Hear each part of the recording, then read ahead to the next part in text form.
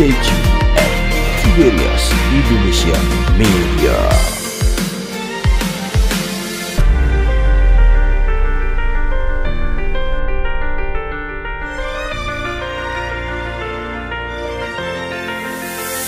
Terpujilah, kita berikan tepuk tangan kemuliaan bagi Tuhan.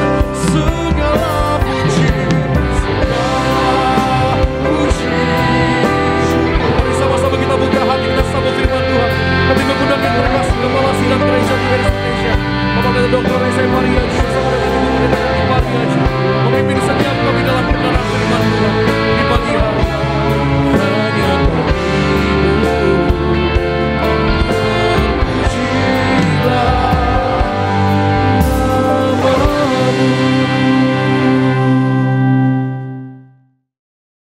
Mari kita berdoa. Menyembahlah kami yang ajaib, yang berkata, bila 2-3 orang bernamamu, Engkau datang berkati mereka, bebaskan mereka di maut, yang terutama agar mereka Engkau catat sebagai warga surga.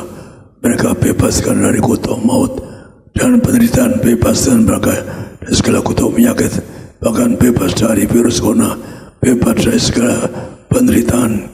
Asalnya juga onan ke setiap rumah tangga, setiap rumah tangga Kau berkati, hadirkan mereka, kirim malaikat jaga rumah mereka, agar tidak ada virus corona masuk rumah mereka, dipakai rumah mereka, pasukan malaikat menjaga rumah mereka.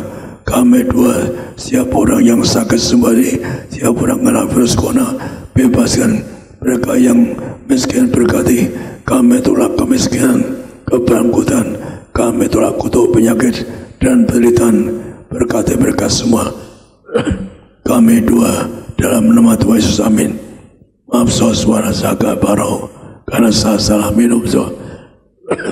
Maka saya akan khotbah bagaimana terus terang saya khotbah pesan Tuhan surga. Kalau saya susah ke neraka, pesan apa pesan Tuhan surga agar anak surga itu. Saya suatu hari dijemput malaikat, tiba ke surga di alam roh, melihat orang-orang mati yang disebut malaikat yang warga surga. Juga ada orang ditikam setan. Ingat suatu hari Anda menghadapi alam roh, kita semua di alam roh penuh setan, ada malaikat. Anda yang warga surga, tiba mereka ke surga. Orang yang tidak serta sebagai warga surga diinjak setan, diseksa setan, masuk ke neraka. Maka keluar kamu berjuang untuk jadi warga surga. Karena kalau Anda jadi warga surga, mereka jaga Anda, jemput Anda ke surga. Maka di itu saya ketemu Rasul Petrus. Saya tiba, Tuhan menghadap Tuhan ke surga, dan Tuhan berkata pertama, masih kamu saatnya mati, kembali ke bumi untuk menggereja yang besar penuh kuasa, dan nama surga bersama istrimu sebagai warga surga. Maka engkau bangun gereja yang besar seperti gereja yang dibangun Rasul Petrus. Maka engkau mengatakan, nyerukan orang ke surga, suci pikirannya, perkataan perbuatannya, maka orang suci hadap Tuhan. Maka hari saat bagaimana langsung berita Tuhan, yaitu bahwa orang menjadi warga surga, suci berpikir, berkata, perbuatan. Maka kita baca atau buka di dalam Matius 5, 6-8.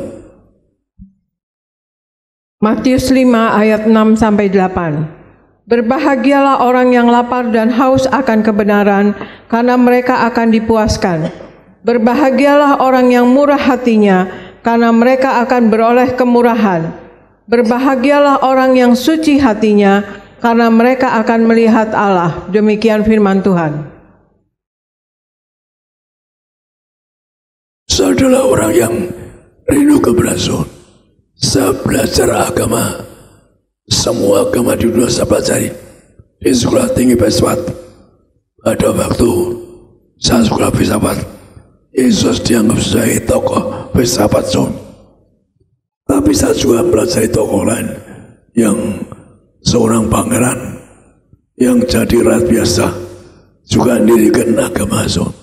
Maka saya pernah tertarik pada agama karena saya berpikir waktu saya minta ke surga, waktu sama ibu saya nyembah Allah mati, belum tahu Yesus, saya belum tahu Yesus, belum tahu Yesus, dia minta ke surga karena ajaran yang saya ke surga sulit so, bisa jatuh ke jurang so. Maka saya berdoa dengan ibu saya supaya kita sembah Allah tinggi yang punya surga. Sangat tahu minta ke surga kepada Allah yang punya surga. Jadi ada dua yang enak. Kalau Anda ke surga gampang, Allah yang punya surga, maka datang Yesus Kristus. Tuhan datang ke ibu saya, ke saya, aku Yesus Kristus, aku Tuhan Allahmu yang punya kerajaan surga. Maka rekan yang percaya Yesus jangan murtad, karena Anda tidak bisa ke surga. Karena yang punya surga namanya Tuhan Yesus. Saya akan untuk buktikan, saya diundang ke surga so. Tuhan Yesus yang undang. Saya punya tugas orang gereja seperti Rasul Petrus, orang gereja yaitu yang Allah mau tidak bisa mengalahkan untuk menghancurkan kuasa setan, kuasa gelap. Nyerukan Anda yang ingin ke surga, oh suci pikiranmu, perkataanmu berbatu. Di ayat pembuka tadi nggak berkata saya orang cari kebenaran so. Walaupun saya katakanlah ya saya sebelumnya tidak tahu Yesus, saya cari sendiri so. Karena pas waktu saya minta surga, saya mohon pendiri agama yang korban untuk kita. Artinya orang mau korban untuk kita, artinya korban bukan untuk cari keuntungan atau membunuh orang, tapi yang mau korban justru orang mau korban kita. Itu yang saya cari. Maka waktu saya tertarik agama tertentu, Tuhan mengatakan pada saya, pasti kamu bukan tipumu, kamu bukan pendendam. Dia pedang ngajar, nyawa ganti nyawa, mata ganti mata, gigi ganti gigi. Jadi Tuhan misiki saya. Kalau nggak benar, Tuhan misiki saya. Maka akhirnya Tuhan sudah saya. Apa sih aku cari kamu, karena kamu seorang jujur. Kita ini jujur lebih dosa dipakai Tuhan, jujur pikiran, perkataan baca. Kamu orang jujur, yang kamu cari, yang ku cari jamaah gading, mau gereja besar. Kamu seorang martir yang mau mati untuk sesama. Saya pernah minta Tuhan ke neraka untuk nolong orang neraka, juga orang bijak ke sana. Saya berikan Tuhan bijak. Jadi jangan nuduh saya seorang bijak, jangan muter balikkan khotbah saya. Ada yang muter balikkan saya. Tuhan yang adakan seorang bijak. Seorang bijak Tuhan ngomong, karena kalau kritik saya muter balikkan khotbah saya, ada suatu hari nggak akan bisa khotbah di mimbar, karena Tuhan janji melindungi saya. Karena saya dulu menurut jadi pendeta, saya ketemu Tuhan, kembali ke bumi. Engkau juru bicara-Ku. Nyerukan orang suci berpikir, berkata, berbuat. Maka itu pertama tadi pasal 5 itu orang cari kebenaran, cari agama yang benar, surga yang benar. Maka cari surga yang benar, maka cari surga. Saya cari semua penagam dulu, saya pelajari semua. Saya cari orang yang berkorban. Maka yang kedua, kalau Anda cari kebenaran, maka akan murah hati. Orang itu murah hati. Saya orang yang murah hati diberi Tuhan. Kenapa?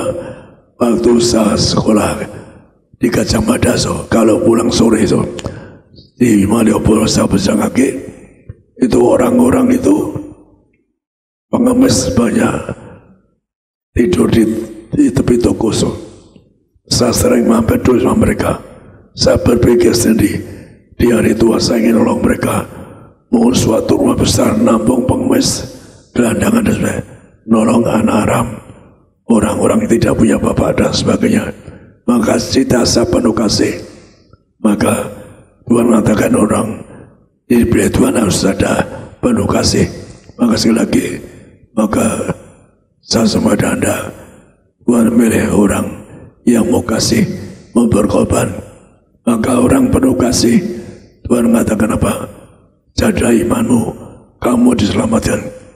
Maka kita harus suci pikiran, perkataan sampai kepada Anda akan suci pikir berkata. Yang pertama, suci pikiran apa?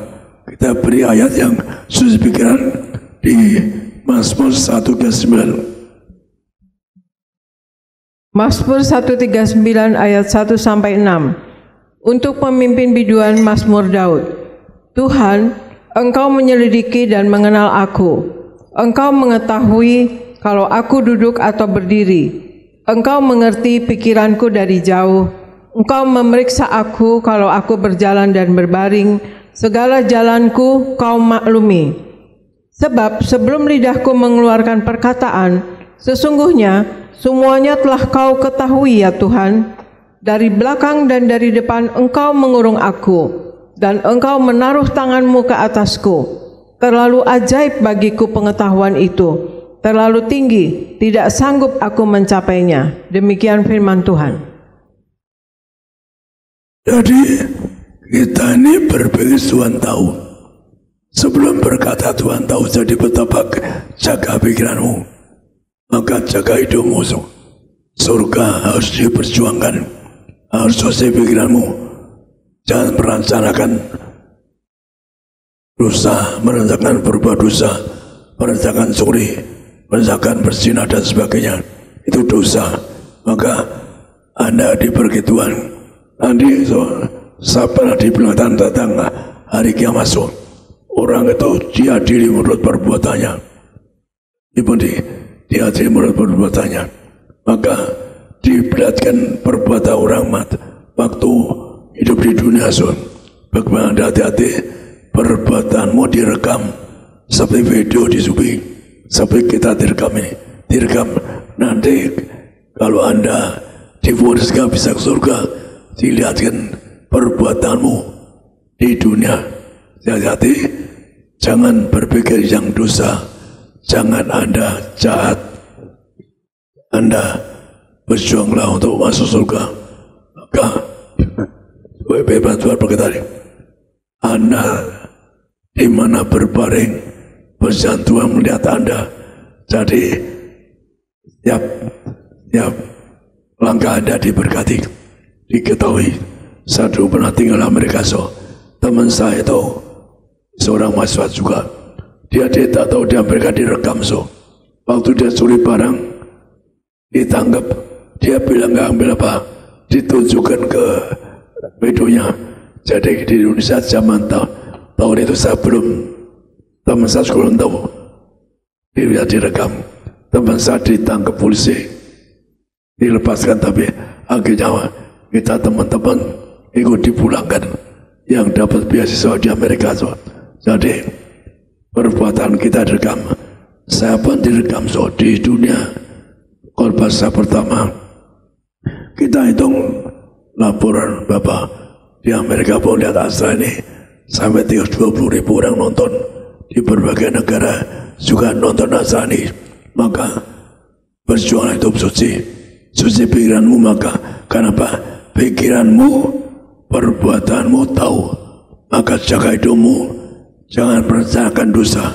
Tuhan tahu kalau Anda melakukan dosa. Bahkan dosa dapat dengan tempat Anda.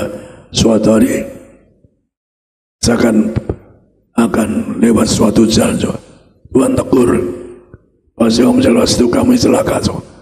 Saya berpikir jangan sepi sangat celaka. Saya dengan Tuhan, kamu jangan lepas itu, kamu celaka. Betul, saya celaka, tabrakan. Karena saya belum pengalaman dengan suara Tuhan. Tapi Tuhan ingat saya, kamu jangan lepas di situ, kamu nanti celaka. Saya betul celaka. Kadang-kadang kita nggak tahu kita katakan, ucapkan. Maka itulah kita berjuang di bumi, mikirkan yang indah, yang surga. Mikirkan apa? Agar Anda berjuang punya roh ini, tapi yang utama berjuanglah punya rumah di surga. Saya pernah lihat saudara sang ibu saya, tua sekali, tua di surga. Saya ketemu dua, Tuhan ngajak selalu 2 kali, ketemu 2 kali. Rumahnya besar, seperti istana. Saya orang sederhana, semuanya rumah kecil, rumah sederhana. Sampai saya belum pernah punya rumah, so. Saya belum pernah beli rumah untuk kantor, rumah waktu saya bekerja. Maka kalau ibu banyak rumah karena dia jual beli properti itu. Sekali lagi, jangan mikirkan duniawi bahwa maut. Maka itulah pendukung berpikir yang suci. Jangan mikirkan dosa, bikin curi atau nipu atau dusta. Dusta nggak bisa ke surga, dusta. Maka itulah sebabnya Tuhan tegas mengatakan, Bapa pendusta iblis. Maka rekan menderita jangan lupa ditebas, jangan dusta, jangan sakit dusta. Kalau sakit dusta, saya beritahu ada seorang karena kau dosa ya penuh sekali nggak bisa lewat so, maka orang ini kanker so, kanker berat so. Iya pintar jaga saya selalu di lift, berlutut di lift supaya saya lihat so, termasuk saya akhirnya doakan dia sembuh so, semakin sembuh, sudah bersatu sembuh. Tapi bersaksi waktu orang boleh korban manusia bersaksi, rupanya itu orang boleh itu, akhirnya so dia mati.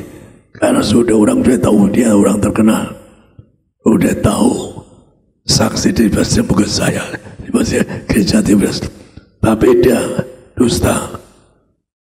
Saksi di yang orang boleh terkenal so, akhirnya mati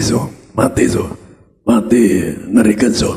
Saya ada mengatakan pada orang saya itu pas itu masuk ada saudara jauh so, dia ingin jadi Kristen. Kalau sembuh jadi Kristen, kanker dia berat kanker. Setelah sembuh dia lupa, dia tertawa-tawa aja, gak mau gereja, so. Akhirnya mati. Jadi so dosa hukumnya anak iblis. Sekali lagi saya harap para siswa di TBS, para dosen ngajar, jangan dusta anak iblis yang setiap saat bisa mengaum setan nelanda orang dosa. Maka sekali lagi orang dusta tidak bisa juga. Sangat berbeda. Firman Tuhan sama akhir orang dusta bisa ke surga. Jadi tadi perkataan jaga mulutmu, jangan dusta, jangan nipu. Kalau anda ingin melayani Tuhan, jangan duniawi itu. Maka Tuhan mengatakan orang kaya sudah ke surga. Jadi Tuhan mengatakan apa kepada orang kaya? Apa kamu tidak membunuh so? Artinya mengkhianati, dustai orang. Apa kamu tidak berzina? Maksudnya Tuhan mengatakan orang tidak boleh membunuh, tidak boleh berzina. Kamu tidak boleh mencuri, kamu tidak boleh dusta, kamu tidak harus kasih sesama, kasih juga pada orang tua. Maka sekali lagi bagi anda orang kaya raya, Tuhan ingatkan jual segala milikmu baru ikut aku. Jadi kau Tuhan, kalau datang saya bisa, dan saya nggak duniawi, nggak mikir uang so, saya nggak punya uang kasih uang nggak mau so, nggak mau, seorang begitu. Tapi ada seseorang marah itu, suatu saat diundang, orang nggak bisa so, Pak Ibu diundang, karena ada beda ibu di apotek Borobudur so, maka diundang uang kaya sekali so, uangnya banyak, saya nggak dusta lagi. Selalu ngambil semuanya. Anda ingin ikut Tuhan gampang, jual segala milikmu, bikin orang miskin. Jangan anda bekerja cari uang di gereja, dosa. Siapa anda menyalahgunakan uang gereja salah, dosa, hukumnya berat so. Jangan menyalahgunakan uang gereja. Anda nyalahkan curi uang gereja, dosa yang besar. Tuhan lihat kalau ada anda ngambil uang gereja, Tuhan lihat bangga bekerja. Aku tidak jangan ngambil uang gereja so. Kalau anda ngambil gereja, Tuhan lihat anda nggak diberkati itu, nggak diberkati, anda akan miskin. Maka sekali lagi ingatkan orang kaya juga arti apa? Ingatkan jangan membunuh, jangan berzina, jangan mencuri, jangan dusta, cintailah orang tuamu, juga hormati, katakanlah Allahmu yang punya kerajaan surga so.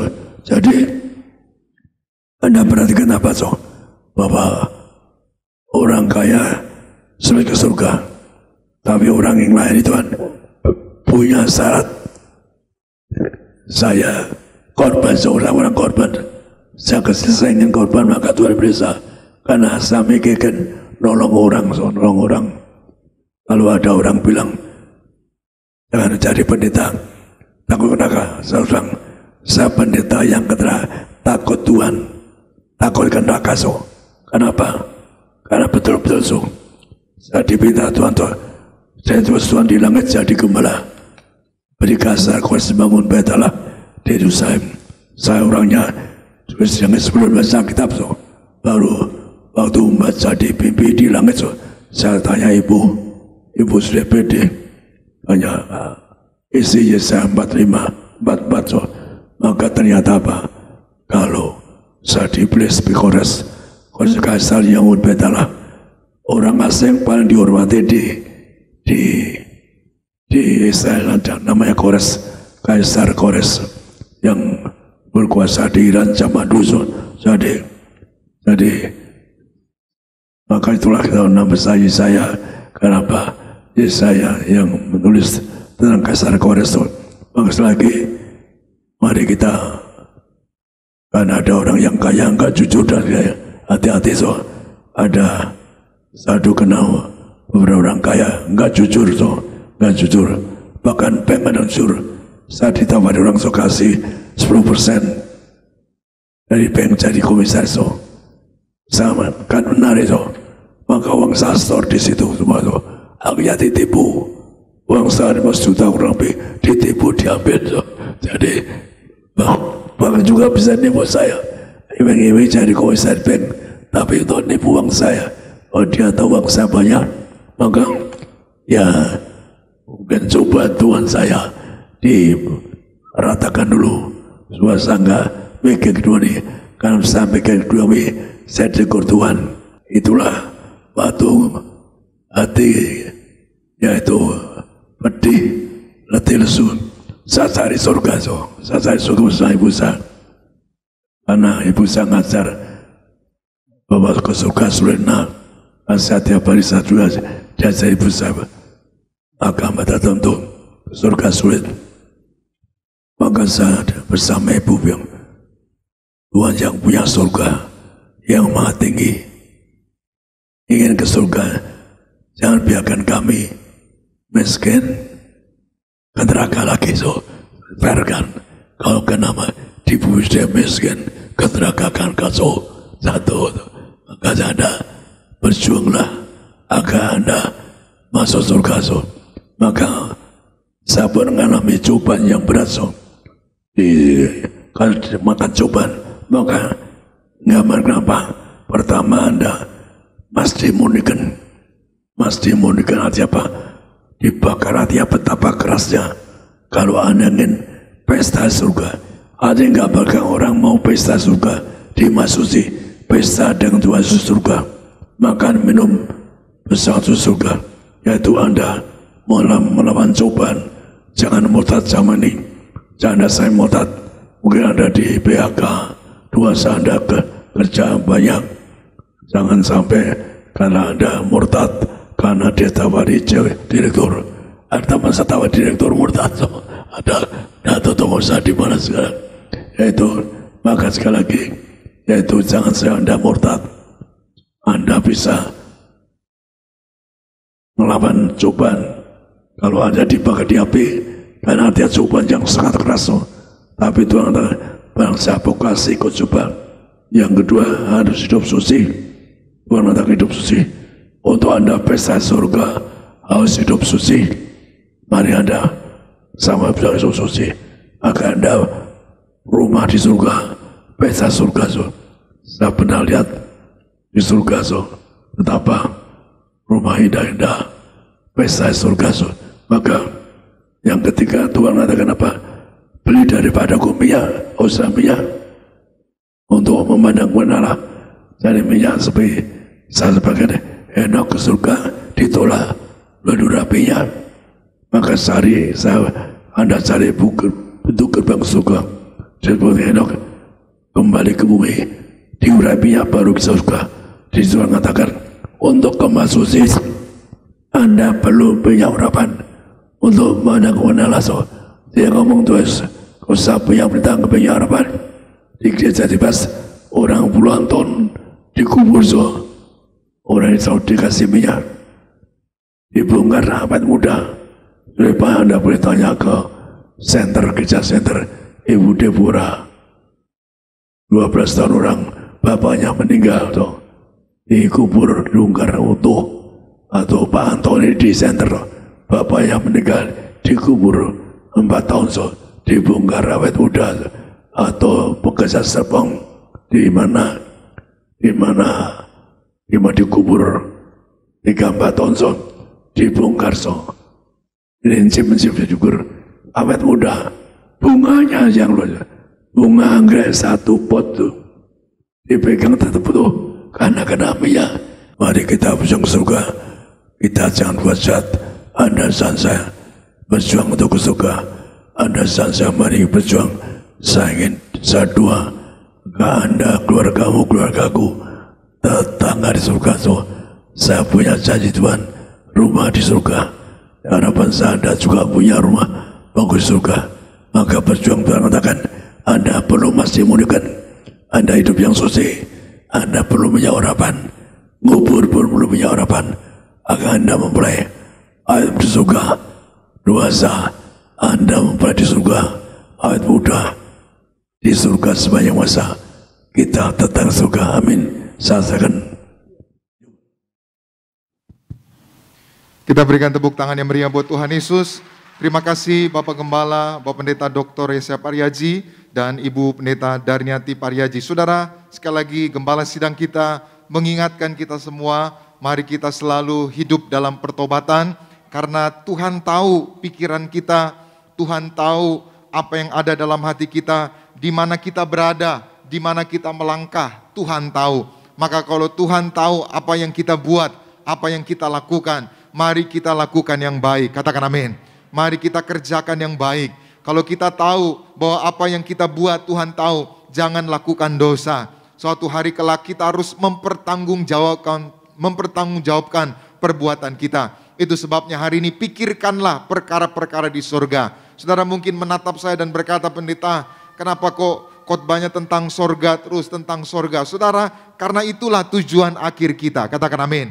Nah, iblis hari-hari ini terus berusaha mengalihkan fokus kita, mengalihkan perhatian kita. Itu sebabnya ada kata distraction. Distraction itu saudara menarik perhatian kita, mengalihkan perhatian kita. Hari ini siapapun saudara, jangan biarkan perhatianmu teralihkan. Suatu hari kelak kita harus ke sorga. Kalau saudara memikirkan sorga, maka apa yang saudara perlu Tuhan pasti tambahkan. Katakan amin. Karena firman Tuhan berkata apa saudara? Cari dahulu kerajaan Allah dan kebenarannya, maka semua ditambahkan. Dan surat Kolose pasal 3 pun ayat 2 dan 3 berkata apa? Pikirkanlah perkara-perkara di atas, di mana suatu hari kelak kamu ada bersama dengan Bapa. Maka siapapun saudara yang memikirkan sorga, selama hidup di bumi, hidup saudara seperti di surga. Selama saudara hidup di bumi, hidup saudara dipelihara Tuhan. Selama saudara hidup di bumi, hidup saudara berkemenangan. Yang setuju boleh berikan tepuk tangan yang meriah buat Tuhan.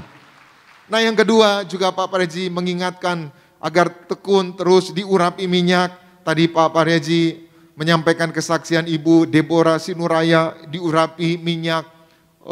Mertuanya saudara dikubur ya tahun 97, lalu dibuka lagi 12 tahun tetap utuh. Juga Pak Antoni saudara, yaitu dikubur orang tuanya saudara, dibuka ingin disatukan tetap utuh. Hari ini saudara diurapi minyak, suatu hari saudara dijemput malaikat. Katakan amin.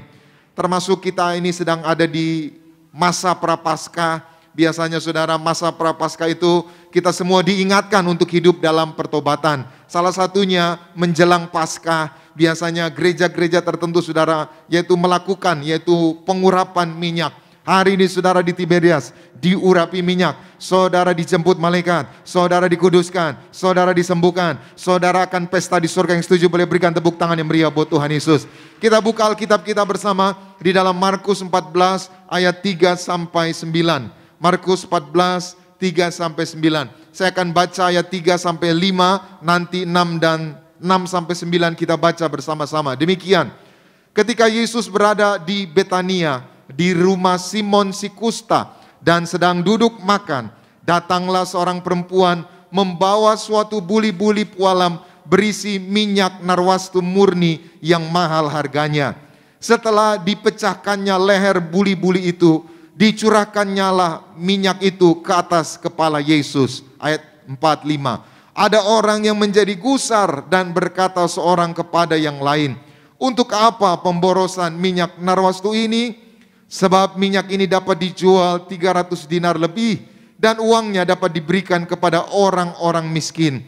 Lalu mereka memarahi perempuan itu. 6-9, sama-sama kita baca 2-3 ya. Tetapi Yesus berkata, biarkanlah dia, mengapa kamu menyusahkan dia? Ia telah melakukan suatu perbuatan yang baik padaku. Karena orang-orang miskin selalu ada padamu, dan kamu dapat menolong mereka bila mana kamu menghendakinya. Tetapi aku tidak akan selalu bersama-sama kamu. 8. Ia telah melakukan apa yang dapat dilakukannya. Tubuhku telah diminyakinya sebagai persiapan untuk penguburanku. 9. Aku berkata kepadamu, sesungguhnya di mana saja Injil diberitakan di seluruh dunia, apa yang dilakukannya ini akan disebut juga untuk mengingat dia. Haleluya. Demikian pembacaan firman Tuhan pagi ini. Tema kita pagi ini menjelang Paskah, Yesus diurapi minyak. Apa temanya?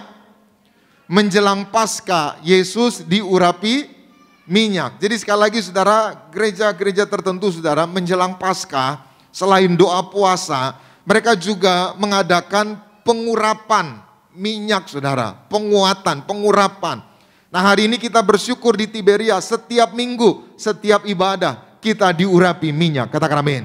Nah saudara, ayat ini cerita tentang Yesus diurapi minyak menjelang Paskah. Disebutkan di ayat 1, 2 hari lagi hari Paskah.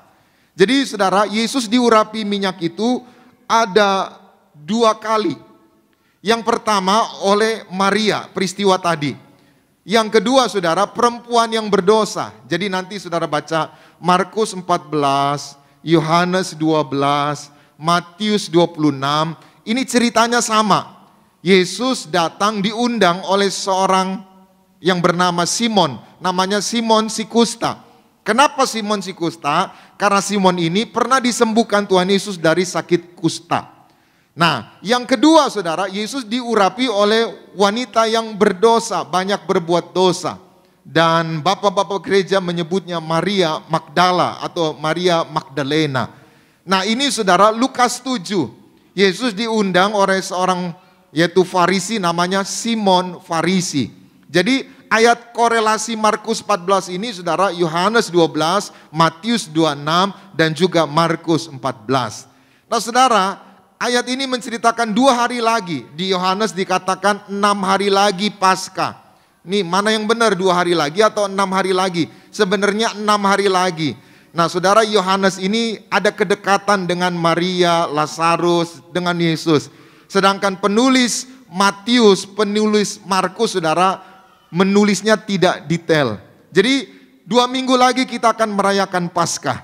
Maka sebelum Paskah, Yesus diurapi minyak oleh seorang perempuan namanya Maria. Saudara, kenapa ayat ini dicatat di Alkitab? Saya mau katakan bahwa peristiwa pengurapan minyak adalah peristiwa yang penting. Katakan amin. Hari ini saudara diurapi minyak, berarti peristiwa ini penting. Saudara jangan anggap sepele, biasa saya di gereja saya diurapi minyak. Tidak. Peristiwa pengurapan minyak Yesus dicatat karena peristiwa ini penting. Kenapa peristiwa pengurapan minyak ini penting? Karena suatu hari kita akan mati, suatu hari kita akan dipanggil Tuhan. Kita nggak tahu kapan kita dipanggil Tuhan. Tapi kalau saudara tekun diurapi minyak, kapanpun saudara dipanggil Tuhan, saudara akan dijemput malaikat. Katakan amin. Yang kedua, kenapa peristiwa pengurapan minyak ini penting? Karena dengan diurapi minyak, kita dipilih dan dikuduskan Tuhan. Sama-sama bersama saya katakan, aku dipilih dan dikuduskan. Amin. Kenapa dipilih? Karena nggak semua orang mau terima pengurapan minyak. Nggak semua orang dipilih, banyak yang dipanggil tetapi sedikit yang dipilih. Saudara hari ini datang beribadah bukan kebetulan. Tuhan yang tuntun saudara. Roh Kudus yang tuntun saudara. Dan percayalah saudara dituntun dibawa ke tempat ini. Saudara ibadah live streaming di rumah. Tuhan punya rencana yang indah. Tuhan punya rencana yang besar. Tuhan ingin memberkati saudara, katakan amin. Yang ketiga, kenapa peristiwa pengurapan minyak ini penting? Karena pengurapan minyak agar kita dijaga malaikat, menang atas setan-setan. Saudara, hari-hari ini banyak saudara orang stres, orang depresi. Nah, orang stres, orang depresi yang gak tenang ini saudara, itu gampang dikalahkan iblis. Itu sebabnya orang bunuh diri sekarang banyak saudara. Ada seorang ibu saudara di Jawa Tengah. Karena susah, anaknya dipotongin satu-satu lehernya. Dipotong saudara. Lalu ditanya sama polisi, ibu kenapa anaknya dipotong? Supaya anak saya nggak rasakan rasa susah. Itu saudara, orang bilang dia ada gangguan jiwa, orang bilang dia ada kuasa gelap. Hari ini, saudara diurapi minyak. Saudara menang atas setan-setan. Saudara menang atas kuasa-kuasa gelap. Ada orang saudara pergi ke ATM. Pergi ke mesin anjungan tunai mandiri. Uangnya banyak saudara. Tiba-tiba nggak tahu kenapa di sebelahnya ada orang ketuk dia. Lalu diajak ngobrol. Lalu saudara diajak mau dibawa ke tempat ATM yang lain. Disuruh transfer ke rekening dia. Tiba-tiba saudara uangnya ambles saudara, habis. Setelah dia habis dikuras saudara, dia baru sadar, ya ampun saya dihipnotis. Hari ini saudara diurapi minyak. Saudara menang atas kuasa-kuasa gelap. Saudara menang atas hipnotis. Saudara dijaga malaikat. Katakan amin. Nah saudara, 2 minggu lagi kita akan merayakan Paskah.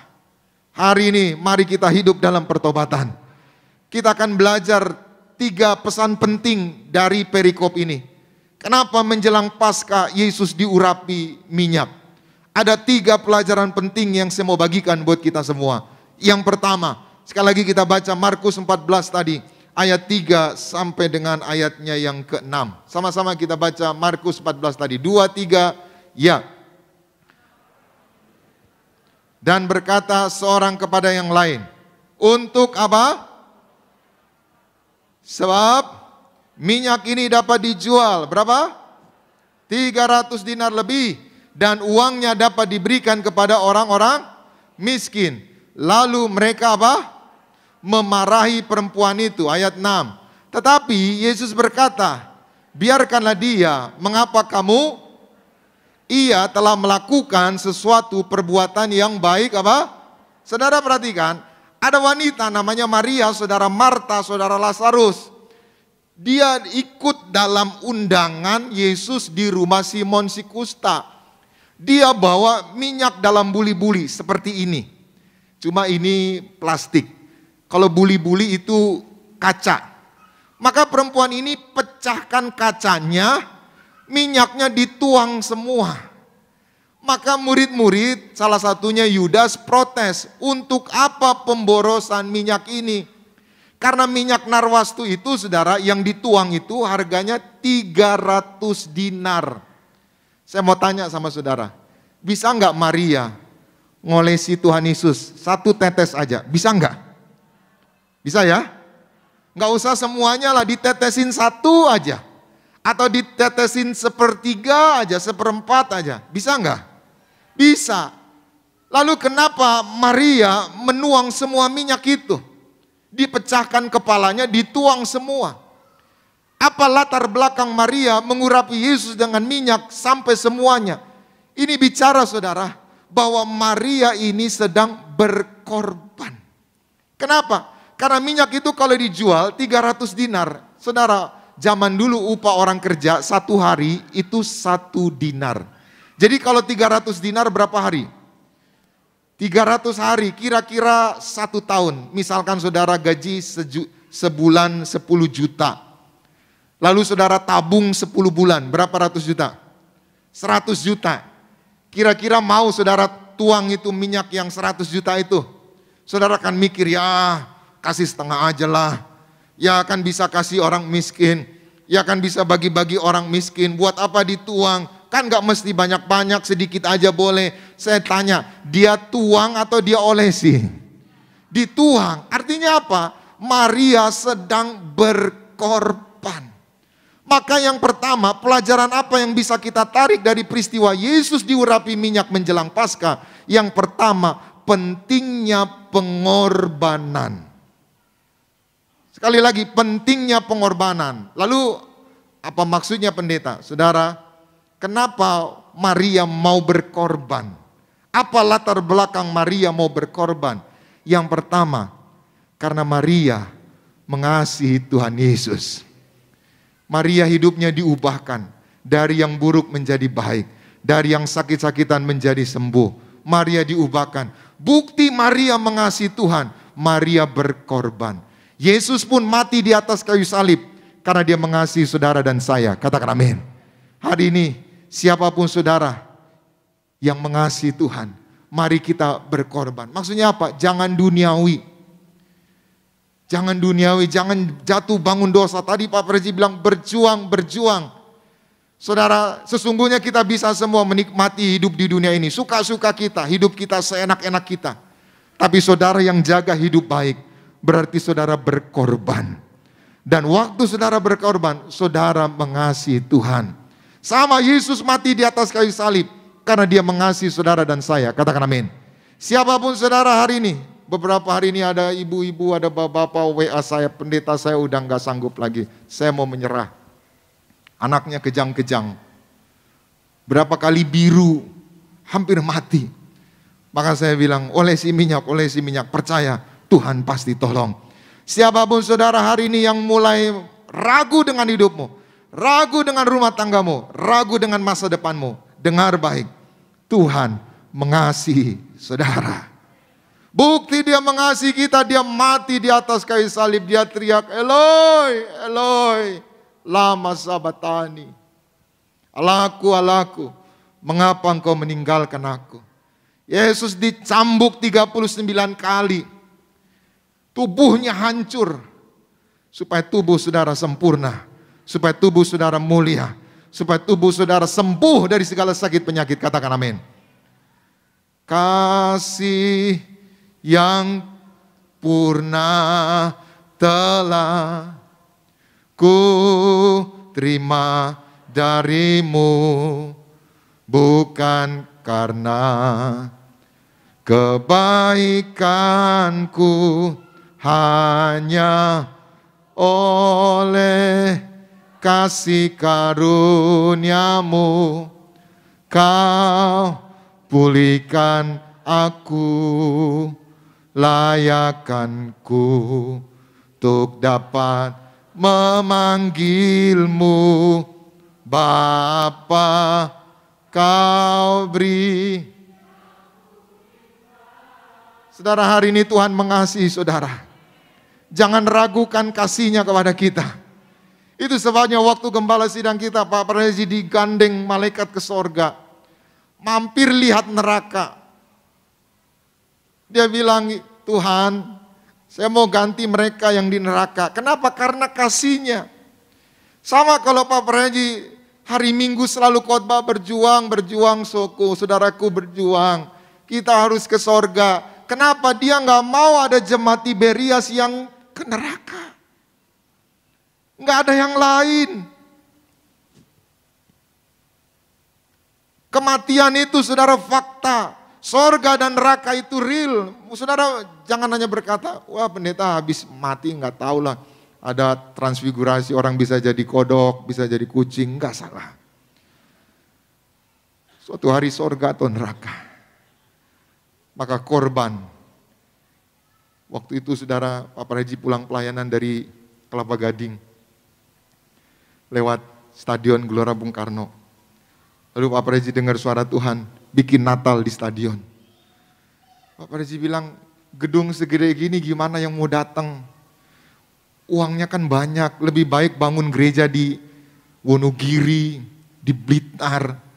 Uangnya untuk bangun gereja kecil, buat apa perayaan Natal, foya-foya, pemborosan. Tapi Tuhan bilang apa? Rayakan Natal. Maka catat saudara, Natal pertama gereja di Indonesia di stadion, namanya Gereja Tiberias. Bukan untuk bermegah. Baru 10 tahun kemudian saudara ada beberapa yang mulai di stadion. Sekali lagi maunya bangun gereja di daerah, di desa-desa, bantu orang miskin. Tapi Pak Prezi korban, Ibu korban, gereja korban. Natal pertama Tiberias, Gelora Bung Karno tahun 2000. Dan itu banyak jiwa-jiwa diselamatkan. Jadi saudara, pentingnya pengorbanan. Kalau ada orang berkata kita nggak perlu korban, Yesus sudah berkorban, setuju. Tapi saya mau tanya sama saudara, kalau saudara mau berkorban, saudara Tuhan terima nggak? Salah nggak? Masalahnya karena ya nggak semua orang mau korban. Suami-suami berkorbanlah untuk istri dan anak-anakmu. Bapak-bapak pasti berkata, saya nggak akan rela anak saya kelaparan, saya nggak akan rela anak saya sakit. Ibu-ibu yang anaknya demam, anaknya kejang-kejang, ibu-ibu pasti bilang, Tuhan kalau bisa saya yang kejang, anak saya jangan kejang. Setuju? Ya, pengorbanan itu Tuhan terima. Isi Alkitab kita ini saudara, intinya, intisarinya adalah keselamatan. Jadi Alkitab ini kalau diperes, intinya adalah keselamatan. Dan keselamatan ditemukan dalam apa? Korban. Perjanjian lama korban anak domba. Perjanjian baru Yesus anak domba Allah berkorban. Hari ini saudara terima darah Yesus, terima korban. Saudara disembuhkan, saudara diselamatkan, saudara dipulihkan. Setuju, boleh berikan tepuk tangan yang meriah buat Tuhan Yesus. Jadi latar belakang Maria, karena Maria mengasihi Tuhan Yesus.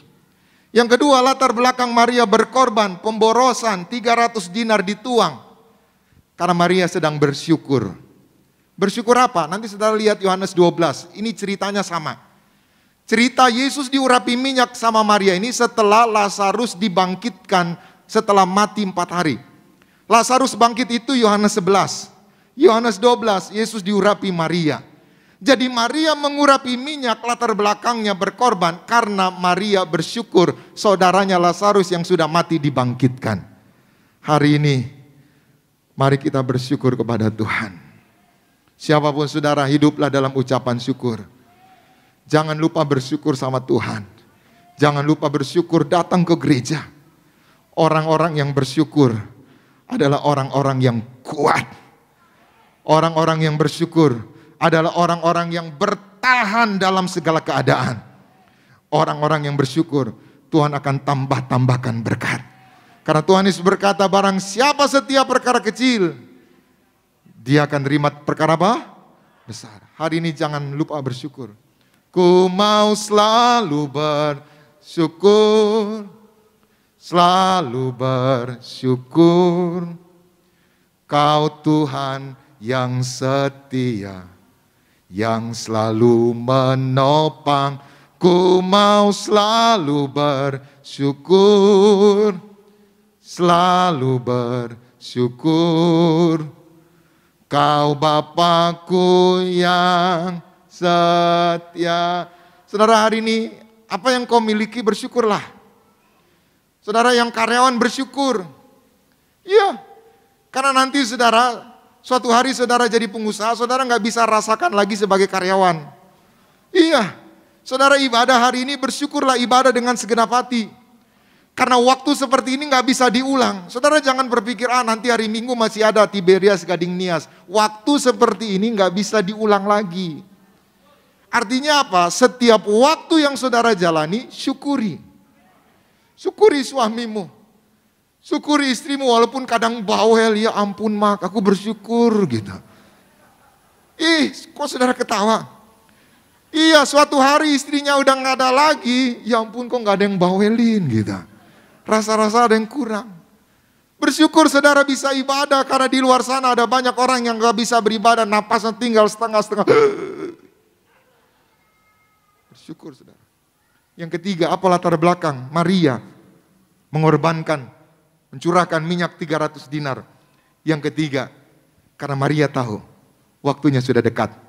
Waktu apa? Waktu Yesus akan disalibkan. Jadi murid-muridnya nggak peka saudara. Maria peka karena Yesus pernah berkata, anak manusia akan diserahkan dibunuh, mati dan bangkit pada hari yang ketiga. Maria peka. Maria sadar waktunya sudah dekat. Maka sebelum Yesus mati di atas kayu salib, diguyur dulu dengan minyak. Maksudnya apa saudara? Orang Yahudi punya tradisi, kalau ada orang meninggal, jasadnya itu diguyur, dibaluri minyak.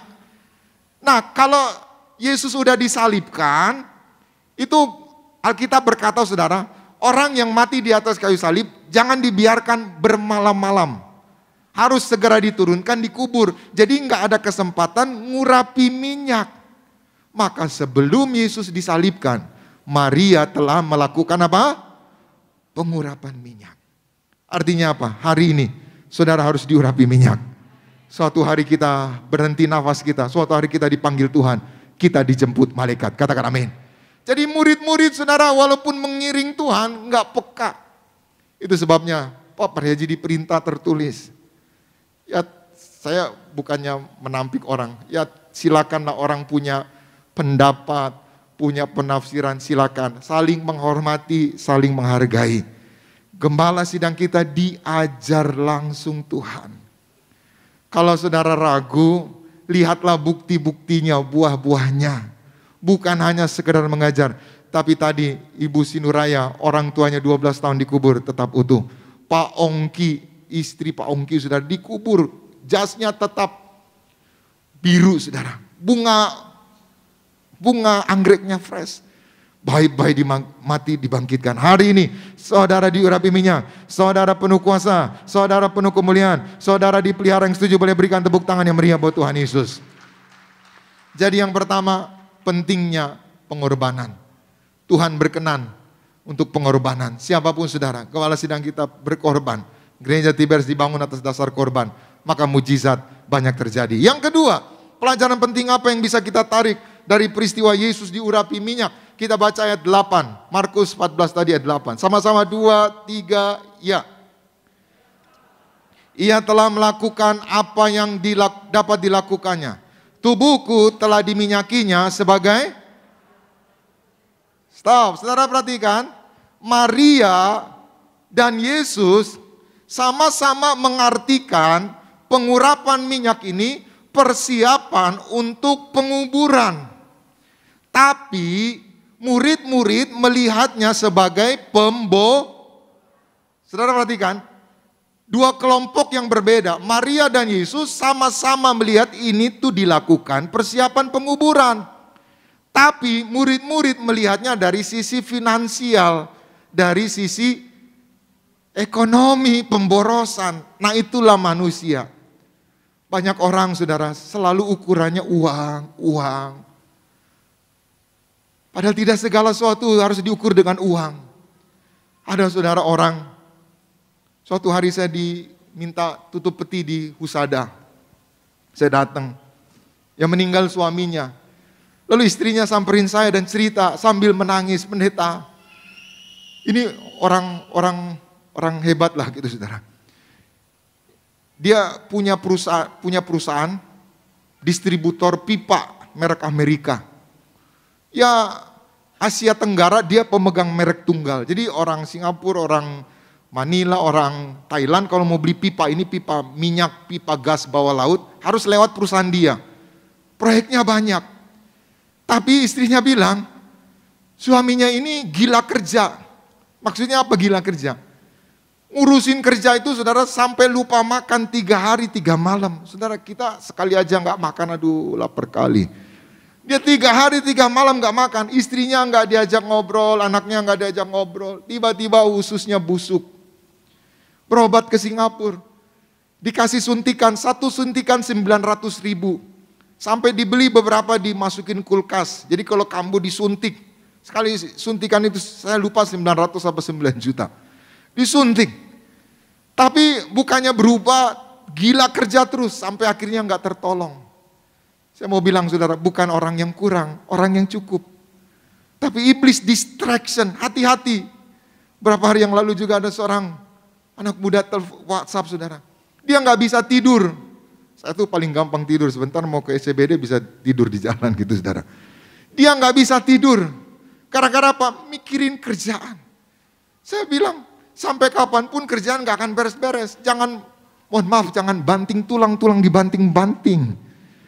Di dalam Tuhan, Tuhan pasti pelihara kita, katakan amin. Dia sampai saudara, dokter psikologi, gak bisa tidur saudara. Bayangin gak bisa tidur. Kita ini gampang banget tidur. Hari ini, Tuhan pasti cukupi segala keperluanmu. Saudara yang belum bekerja, Tuhan beri pekerjaan. Saudara usahanya yang mungkin mampet, tagihannya mampet, saya doa, Tuhan buka jalan, Tuhan berikan berkat, Tuhan tolong, Tuhan berikan kita kemenangan, Tuhan berikan kita jalan keluar, Tuhan berikan berkat-berkatnya bagi kita. Yang setuju boleh berikan tepuk tangan yang meriah buat Tuhan Yesus. Itu sebabnya Pak Farizia bilang cari sorga, cari sorga. Maka yang kedua, pelajaran penting apa yang bisa kita tarik dari peristiwa Yesus diurapi minyak? Sebelum masuk alam roh, kita harus mempersiapkan diri. Salah satunya dengan apa? Diurapi minyak. Hari ini, saudara diurapi minyak. Ini adalah persiapan. Amin. Siapapun saudara yang diurapi minyak, suatu hari saudara masuk alam roh, saudara dijemput malaikat. Katakan amin. Saudara mohon maaf, saya tidak menakut-nakuti. Tapi saudara harus bayangkan suatu hari saudara dipanggil Tuhan seperti apa. Nafasmu, rohmu berhenti saudara. Rohmu keluar. Itu seperti apa? Maka saudara harus diurapi minyak. Suatu hari nafasmu berhenti, masuk alam roh. Kita tidak diterkam setan. Kita dijemput malaikat. Kita akan terbang kawan awan, jumpa Tuhan. Kita akan pesta di surga. Yang setuju boleh berikan tepuk tangan yang meriah buat Tuhan. Yang ketiga, yang terakhir.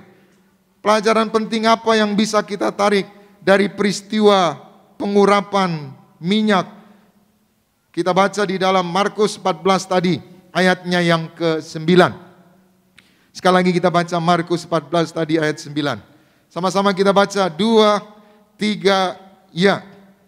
Aku berkata kepadamu, sesungguhnya di mana saja Injil diberitakan di seluruh dunia, apa yang dilakukannya ini akan disebut juga untuk apa? Mengingat dia. Saudara, yang ketiga, pelajaran penting apa yang bisa kita tarik dari peristiwa menjelang Paskah Yesus diurapi minyak? Yang ketiga, dalam penginjilan perlu sarana minyak urapan. Saudara boleh cari ayat lain di Alkitab. Tidak ada kata-kata yang seindah Markus 14 ayat 9 ini. Di mana saja Injil diberitakan di seluruh dunia, harus ada apa? Pengurapan minyak. Jadi Tuhan Yesus mengutus murid-muridnya, nanti kita baca Markus 6, 12, 13. Mengutus murid-muridnya menginjil, lalu memperlengkapi murid-muridnya dengan minyak. Suatu hari saudara, saya melayani pemakaman di San Diego. Pemakaman, udah masuk, tutup, siram bunga, maksudnya tabur bunga. Lalu selesai, kita mau pulang, ada MC yang melayani, cerita sama saya, bilang sama saya, pendeta, saya kalau jadi pendeta, saya akan khotbah yang lucu-lucu pendeta, yang menghibur. Kalau pendeta khotbahnya tadi itu, kan orang harus dihibur pendeta.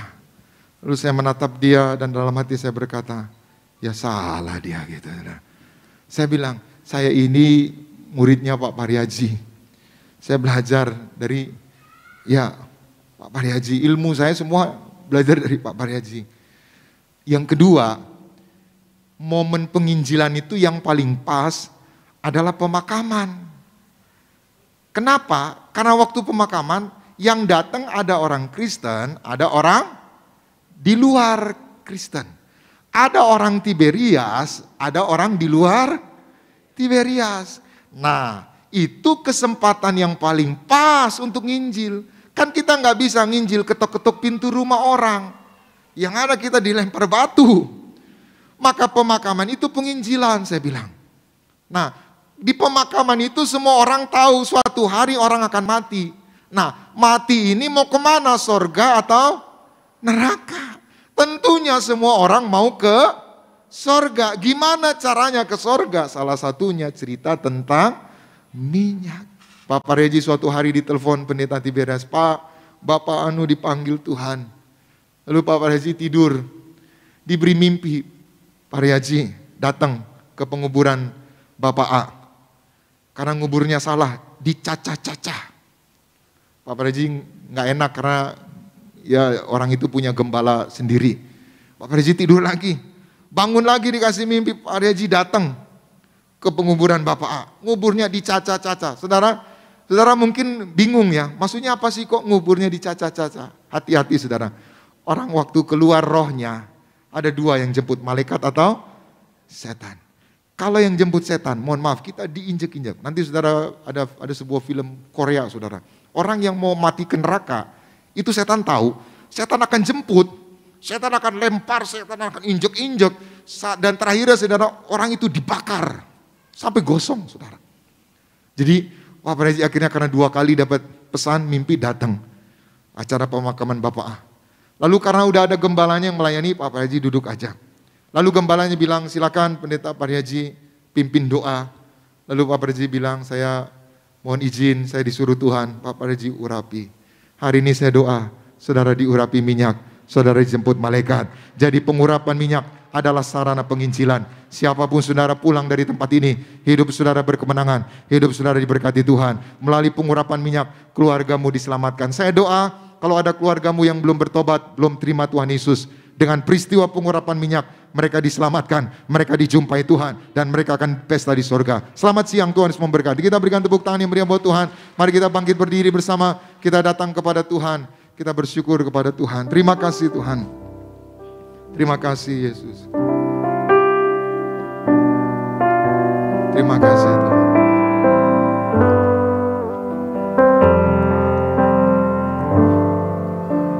Seperti wanita mengurapimu, menangis di bawah kakimu.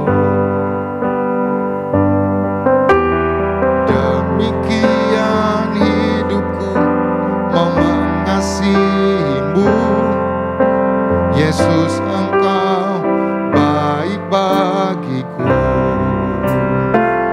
Sampai akhir ku menutup mata, ku tetap setia menanti janjimu.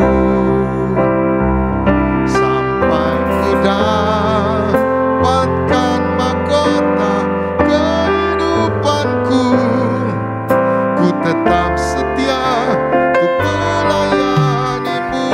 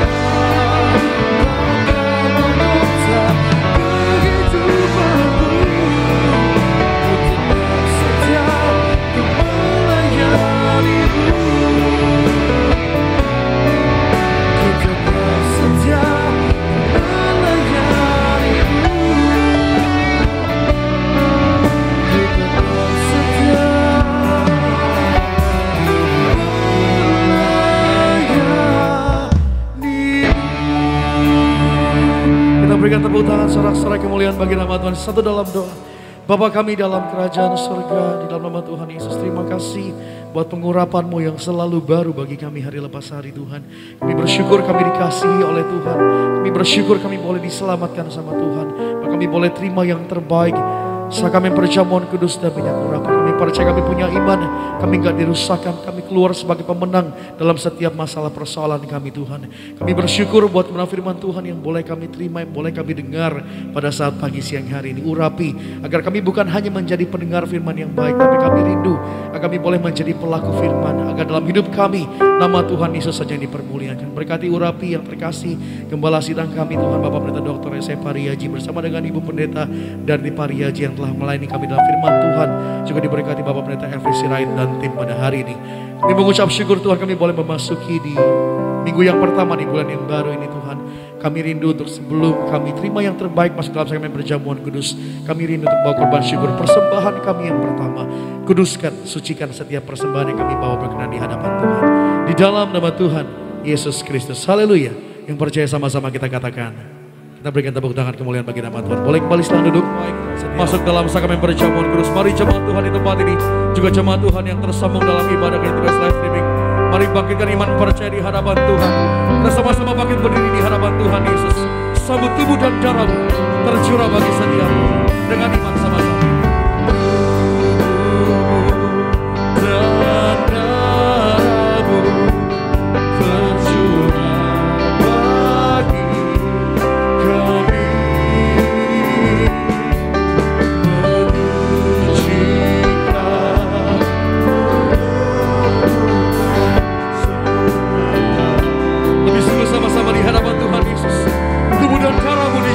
Bagi setiap kami. Kami menggunakan terkasih Bapak Pendeta Dr. S.E. Pariaji bersama dengan Ibu serta dari Pariaji memimpin setiap kami dalam sakramen perjamuan kudus di siang hari. Menyucikan, menyembuhkan, menyembuhkan, sempurnakan hidup kami. Kita masuk perjamuan kudus. Kita baca ayat ini Ulangan 21. Mengapa kita perjamuan kudus? Ulangan 21 ayat 22 sampai 23. Apabila seseorang berbuat dosa yang sepadan dengan hukuman mati, lalu ia dihukum mati, kemudian kau gantung dia pada sebuah tiang, maka janganlah mayatnya dibiarkan semalam-malaman pada tiang itu, tetapi haruslah engkau menguburkan dia pada hari itu juga, sebab seorang yang digantung terkutuk oleh Allah. Janganlah engkau menajiskan tanah yang diberikan Tuhan Allahmu kepadamu menjadi milik pusakamu. Demikian firman Tuhan. Ini merupakan Tuhan Yesus disalib, ditumbang untuk kita, ditebus dosa kita agar kita selamat. Kenapa? Perjalanan mengatakan orang yang dosa dihukum mati disalibkan. Maka hari ini saya pakai salib kenapa? Karena mengingatkan Anda saya bahwa Yesus mati untuk kita, disalibkan agar Anda nggak disalibkan. Jadi karya salib Yesus ditebus untuk nebus dosa kita, termasuk penyakitmu, penderitaanmu, kebersihanmu. Maka kita selalu percaya kudus perintah Tuhan. Maka kita baca di sini Yohanes 6 pasal 6. Yohanes 6 ayat 48 sampai 53. Akulah roti hidup. Nenek moyangmu telah makan mana di padang gurun dan mereka telah mati. Inilah roti yang turun dari sorga. Barang siapa makan daripadanya, ia tidak akan mati. Akulah roti hidup yang telah turun dari sorga.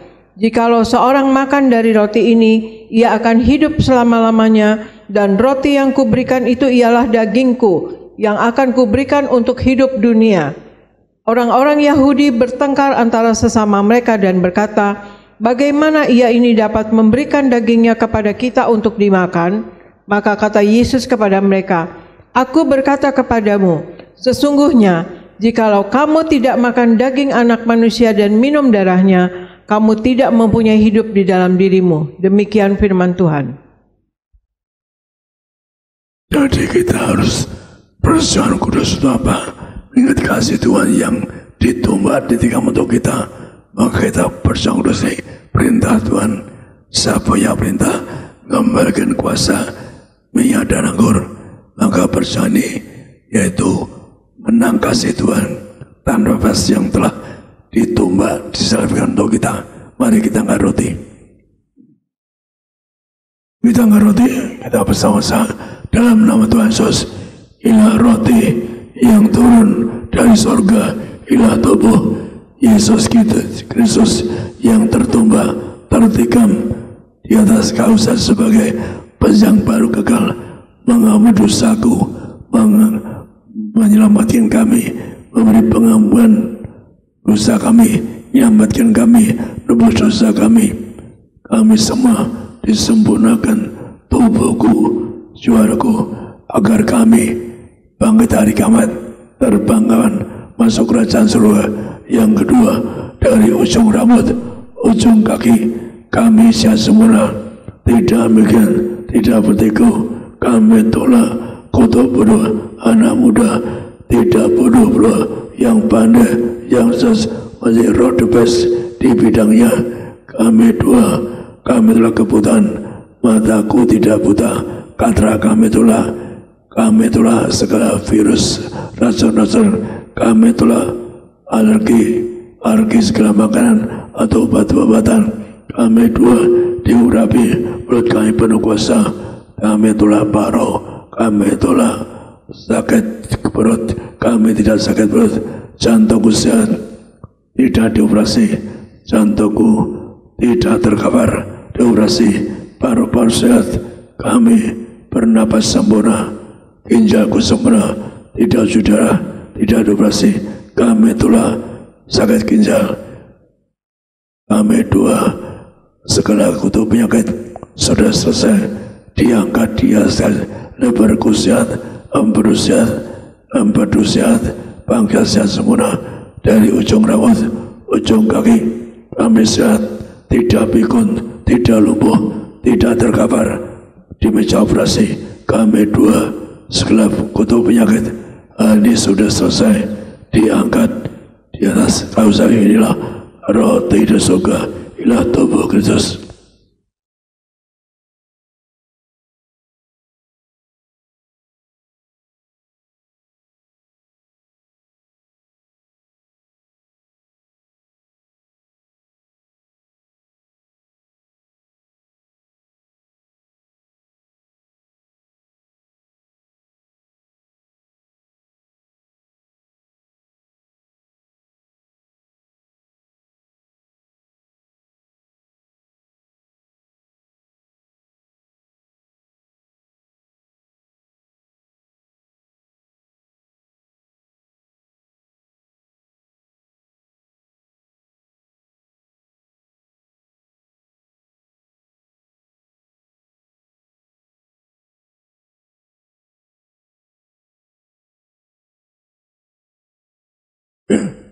Kita angkat soal ini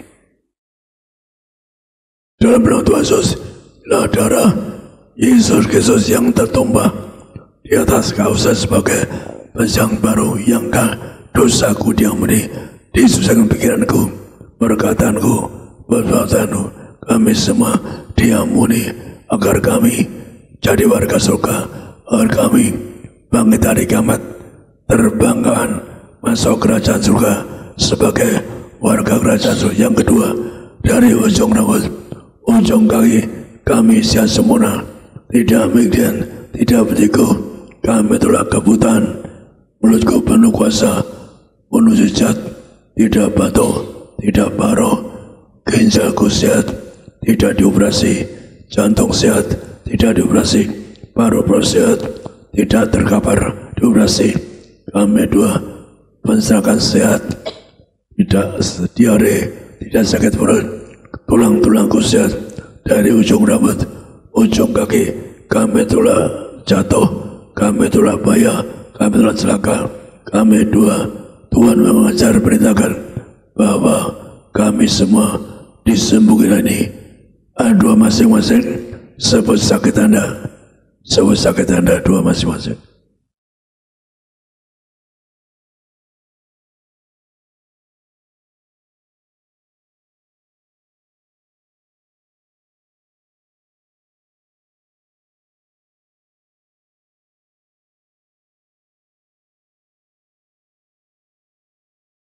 Mari kita angkat saat ini. Dalam nama Tuhan Yesus, Tuhan perintahkan mengucapkan bahwa percaya lebih dari roti mana, jangan roti mana 40 tahun makan tidur di padang gurun. Yang kedua, jangan roti mesti abadi.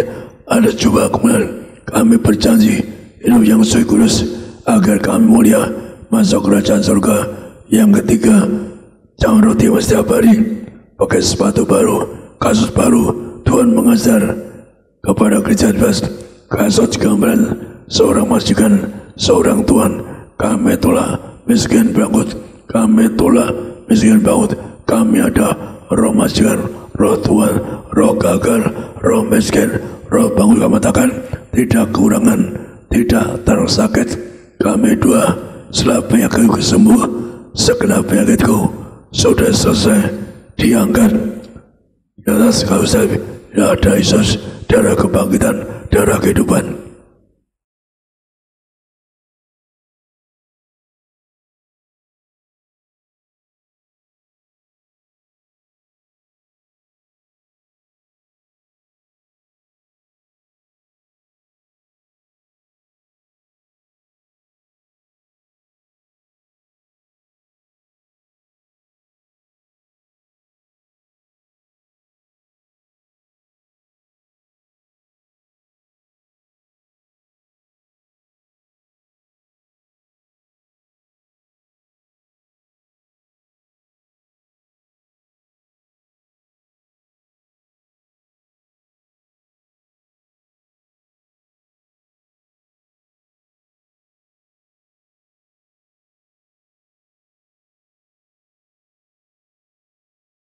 Tangan menyurapan, dan Tuhan mengembalikan menyurapan.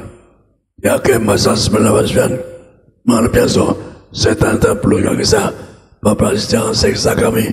Jadi untuk mengajukan setan mengurang mati, maka ini punya kuasa kesembuhan yang besar. Kita angkat punya ini dalam nasos hilang menyurapan untuk muliakan manusia, agar kami segambar sepeda, agar kami bisa menjadi warga surga, agar kami bisa pesta di kerajaan surga. Kami dua minyak murapi kami di dalam nama Bapa, Putra, Roh kami diurapinya ini, agar kami mulia, kami warga surga, agar kami masuk surga, kami diurapi, keluargaku selamat menjadi warga surga, keluargaku punya rumah surga, keluargaku semua diselamatkan. Kami telah pikun lumpuh, tidak koma, tidak terkapar, tidak sayu, tidak kanker, tidak tora. Kami telah virus corona, kami telah virus corona. Keluargaku tidak kena virus corona. Kami diberkati, disucikan sebagai warga surga, agar kami keluar kami sepanjang masa diam di rumah Tuhan. Inilah punya harapan.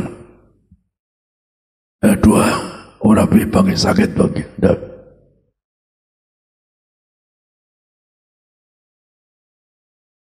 balik pada.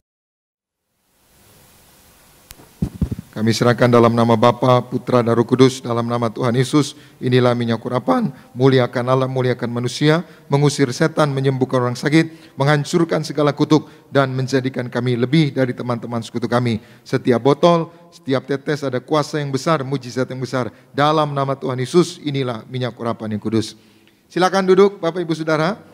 Hari ini imani kita yang sudah terima sakramen perjamuan kudus, sakramen minyak urapan, doa-doa kita Tuhan dengar, amin.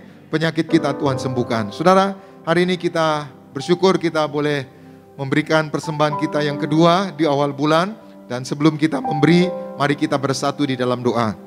Terima kasih Tuhan Yesus untuk sakramen perjamuan kudus yang sudah menguduskan, mengampuni, memeteraikan setiap kami menjadi warga kerajaan surga. Terima kasih untuk sakramen minyak urapan yang sudah kami terima. Kami dikuduskan, dimuliakan, kami diciptakan segambar seperti Allah. Dan kami percaya yang ada minyak dan anggur tidak akan dirusakkan. Dan sebentar sebagai rasa ungkapan syukur kami di awal bulan yang baru, bulan April ini, kami bawa persembahan kami yang kedua, persembahan perpuluhan, persembahan ucapan syukur, persembahan-persembahan lainnya. Sucikan, kuduskan, biarlah semuanya boleh menjadi dupa yang harum di hadapan-Mu. Dan Tuhan yang membalaskan setiap umat-Mu dengan berkat-berkat yang melimpah. Diberkatilah usaha mereka, diberkatilah proyek-proyek mereka. Apapun yang mereka perlu Tuhan cukupi, Tuhan sediakan yang terbaik. Ini persembahan syukur kami bawa kepada Tuhan. Di dalam nama Bapa, Putra dan Roh Kudus, di dalam nama Tuhan Yesus kami berdoa, kami mengucap syukur. Haleluya. Semua diberkati bersama kita katakan amin. Baik saudara, terima kasih atas persembahan Bapak Ibu Saudara. Tuhan Yesus memberkati kita semua, amin. Saudaraku, nanti jam 4 sore saya akan kembali khotbah di tempat ini. Saya mengajak saudara yang punya kesempatan, punya waktu, boleh ibadah tatap muka atau live streaming. Kita akan bahas tentang pentingnya pengakuan dosa. Doa saya kita semua yang minta ampun sama Tuhan, doa-doa kita Tuhan dengar. Katakan amin. Puji Tuhan, mari kita berdoa. Terima kasih Tuhan Yesus untuk ibadah pagi hari ini. Berkatilah umat-Mu, sebentar mereka akan pulang. Jaga dan lindungi, tutup bungkus dengan kuasa darah Tuhan Yesus. Kami tolak celaka, kami tolak maut, santet guna-guna iblis, rancangan orang jahat kami patahkan. Dalam nama Tuhan Yesus tidak berkuasa atas setiap kami. Berkati semua yang melayani, pemimpin pujian, singer, pemain musik, penerima tamu, pungut kolektor, petugas perjamuan, sound system, seluruh tim media, juga koordinator di tempat ini, diberkati Tuhan. Berkati gembala sidang kami, Bapak Pendeta Dr. Yesaya Pariaji dan Ibu Pendeta Darniati Pariaji bersama anak mantu cucu. Tuhan beri kesehatan, umur panjang sampai Tuhan datang kedua kali. Terus pakai gembala sidang kami untuk menghantar suatu lautan manusia pesta di surga. Terima kasih Tuhan, kami datang dengan berkat, kami pulang membawa berkat dari Tuhan. Umat Allah, angkat kedua belah tanganmu, arahkan hatimu pandang Yesus Tuhan. Saudara-saudaraku, pulanglah dalam damai sejahtera Tuhan. Percayalah Tuhan tidak pernah meninggalkan kita. Yakinlah Tuhan sudah menyediakan hari depan yang penuh harapan. Diberkatilah seluruh hidupmu, diberkatilah keluargamu, diberkatilah rumah tanggamu, diberkatilah karir bisnis usahamu berhasil, diberkatilah anak-anakmu pandai cerdas punya masa depan indah, diberkatilah apapun yang kau kerjakan sepanjang tahun ini, Tuhan selalu buat berhasil. Pulanglah, terimalah segala berkat di sorga dan di bumi. Anugerah dari Yesus Kristus Tuhan dan persekutuan yang manis dengan Roh Kudus menghibur, menuntun, menyertai kita semua. Mulai siang hari ini sampai Maranatha, Tuhan Yesus datang kedua kali dengan awan, menjemput kita mempelainya. Saudara dan saya, tetangga di sorga, pesta di sorga, sepanjang masa diam di rumah Tuhan. Haleluya. Semua diberkati bersama kita katakan amin.